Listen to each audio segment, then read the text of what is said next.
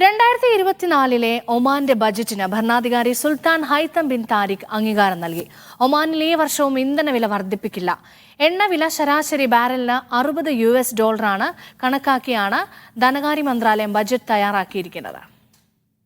ഒമാനിൽ ഈ വർഷത്തെ വരുമാനം ഏകദേശം 11 ശതകോടി റിയാലാണ് പ്രതീക്ഷിക്കുന്നത്. ഇത് കഴിഞ്ഞ വർഷത്തേക്കാൾ 9.5% കൂടുതലാണ്. മൊത്തം പൊതുചെലവ് ഏകദേശം 11.65 ശതകോടി റിയാലായും കണക്കാക്കുന്നു. ഇത് കഴിഞ്ഞ ബജറ്റിനേക്കാൾ 2.6% കൂടുതലാണ്. ബജറ്റ് കമ്മി ഏകദേശം 640 ദശലക്ഷം റിയാലും പ്രതീക്ഷിക്കുന്നു. ഒമാനിൽ ഈ വർഷം ഇന്ധനവില വർദ്ധിക്കില്ല. 2021 ഒക്ടോബറിൽ നിശ്ചയിച്ച പ്രകാരമുള്ള നിരക്ക് തന്നെയായിരിക്കും ഈ വർഷവും തുടരുകയെന്ന് ധനമന്ത്രി സുൽത്താൻ സലീം അൽ ഹബ്സി വാർത്താസമ്മേളനത്തിൽ പറഞ്ഞു.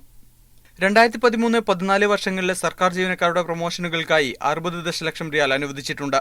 തൊഴിൽ പരിശീലന പരിപാടികൾക്കായി 36 ദശലക്ഷം റിയാലും അനുവദിച്ചു. Media 1 Muscat.